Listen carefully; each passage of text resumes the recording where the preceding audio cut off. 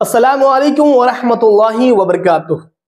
मेरे प्यारे इस्लामी भाइयों, जब पर्दे की बात आती है तो पूरी दुनिया को इस्लाम नजर आता है कि वाकई में इस्लाम में पर्दे का हुक्म है और इस्लाम में जो भी लड़कियां हैं, मुस्लिम जो भी लड़कियां हैं, जो भी औरतें हैं, वो पर्दे का ख्याल करती हैं। लेकिन अफसोस की बात यह है कि आज मॉडर्निटी का जमाना आ चुका है। आज माँ बाप अपनी बच्चियों को अकेले जो है वो कॉलेज, स्कूल, बाजार भेज देते हैं, लेकिन वो ये नहीं जानते कि उसका अंजाम क्या होने वाला है। एक ऐसा हौलनाक वीडियो, एक ऐसा दर्दनाक वीडियो जो कि एक मुस्लिम बच्चियों के साथ किया गया, आप पहले इस वीडियो को देखिए, फिर उसके बाद गुफ्तगू करते हैं। ये हमारी एक छोटी बहन है जो घर में कुछ नाइत्तेफाकी हुई थी, थोड़ी नाराजगी हुई थी, तो ये बच्ची घर से निकली और रेलवे स्टेशन से ये अपने रिश्तेदारों के पास जाने के लिए, परभनी जाने के लिए रेलवे स्टेशन के ऊपर पहुंची। बात किए कि कहाँ जा रहे हैं, क्या कर रहे हैं करके, और बात करने के बाद इसको पानी पिलाने के बहाने उन्होंने कुछ पानी पिलाया और इसके बाद ये लड़की जो है ये गुनूदगी में आ गई, एक तरीके के नशे की हालत के अंदर आ गई। और जब इसकी आंख खुली तो ये बंबई में थी। बंबई में कुछ दिन ये दोनों मियाँ बीवी ने इसको रखे। ये जैसे ही घर जाने की बात करती, इसको फिर पानी पिलाया जाता और वो पानी पिलाने के बाद है तो फिर ये गुनूदगी की हालत के अंदर आ जाती।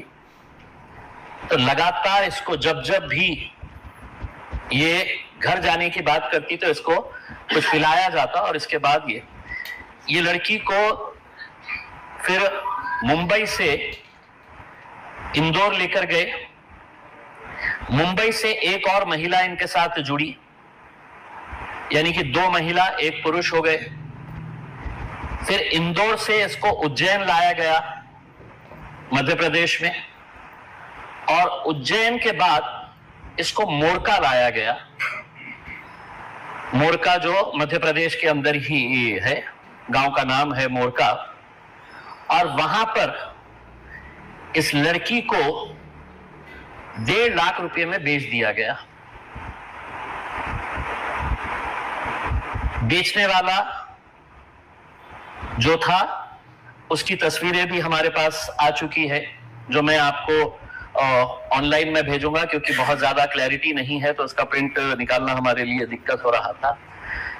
जिसने खरीदा वो लोगों ने इसको रखे और एक तरीके से जो बंधक बनाकर रखते हैं वैसा बंधक बनाकर रखा गया। इस लड़की के साथ हिंदू रीतो रिवाज के हिसाब से शादी कराई गई। इसके हाथ में लाल तागे बांधे गए। दोनों भी, अगर आप इस बच्ची की पहली तस्वीर अगर आप देखेंगे,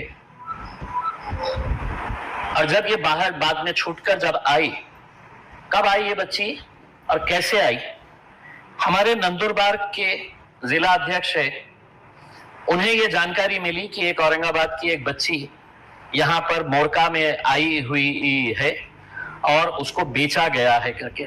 उन्होंने फौरन मुझे कांटेक्ट किया। मैंने कांटेक्ट करने के बाद बच्ची कौन है, कहाँ की है, कहाँ रहती है करके, तो हमने कांटेक्ट करने के बाद हमको उस बच्ची का घर का एड्रेस मिला। हमने उस बच्ची के घर वालों से कांटेक्ट किया।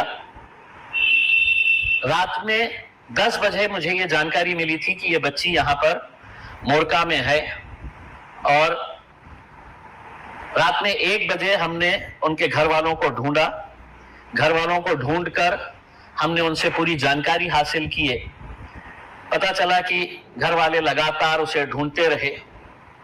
इस डर से बहुत ही गरीब ये है, बाप बहुत बूढ़ा है, माँ बहुत बूढ़ी है, कि हमारे ऊपर कुछ आ जाएगा, तो दुनिया भर के रिश्तेदारों के पास ढूंढते रहे, नहीं मिला।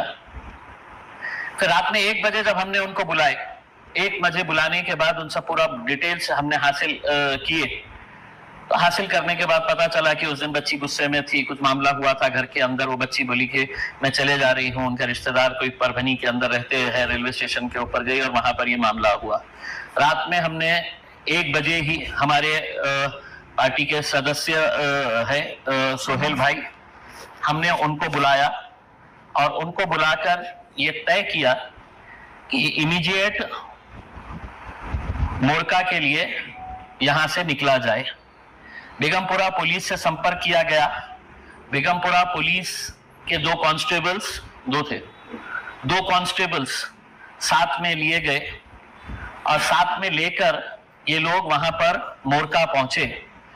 जब तक ये बच्ची वहां से निकल चुकी थी, मोरका पुलिस स्टेशन के अंदर आ चुकी थी, हमने हमारी इंदौर की टीम को लगाया। इंदौर के हमारे जो बच्चे थे वो लोग वहां पर पहुंचे और पुलिस स्टेशन के अंदर फिर ये बात हुई। मैंने खुद ने इंदौर की वहां की पुलिस से, मोरका की पुलिस से मैंने बातचीत की और मैंने कहा कि किसी भी हालत के अंदर ये बच्ची पुलिस स्टेशन से बाहर नहीं जाना चाहिए। उसके घर वाले आ रहे हैं, FIR रजिस्टर हो चुकी है। नाम बताए उनको, सब बताए। बोले कहाँ पर रहते, क्या रहते? हमने बोले हम ऐसी जगह रहते हैं, हम औरंगाबाद में रहते। तो बोले ठीक है। बोले तो आप पानी पीएंगे? बोले तो हमने बोले हाँ पानी पी। तो हमको पानी पिला दिए। फिर पानी पिलाने के बाद कुछ समझ में ही नहीं आया। फिर पानी पिलाने के बाद हमको कुछ समझ में नहीं आया। फिर डायरेक्ट ट्रेन में हमको बिठाए, डायरेक्ट मुंबई लेके गए। वहाँ से हमारा पूरा बुरखा छीन लिए, हमारा बैग जो था, हमारे डॉक्यूमेंट्स वो सब ले लिए वहाँ से, और हमारा तो मतलब बुरखा निकाल के तो वो लोग के जैसे कपड़े पहना दिए, मतलब शॉर्ट टी-शर्ट और जीन्स पहना दिए और कैप की टी-शर्ट पहना दिए और मास्क लगा दिए। तो हमने बोले ऐसा क्यों? तो हम ऐसा क्यों बोले तो वो हमको पानी पिला देते थे और कुछ समझ भी नहीं आता था हमारे। फिर हमको एक लेडीज़ के घर पे लेके गए, वहाँ से लेडीज़ को लिए। फिर वहाँ से लेडीज़ को लेने के बाद हमको इंदौर लेके गए। फिर इंदौर में हमको मंदिर के घर में कुछ रखे, ऐसा मंदिर थी, वो मंदिर का रूम था, वहाँ पर एक दिन रुके। वहाँ से हमको उज्जैन लेके गए। फिर उज्जैन में भी हमको 8 दिन रखे।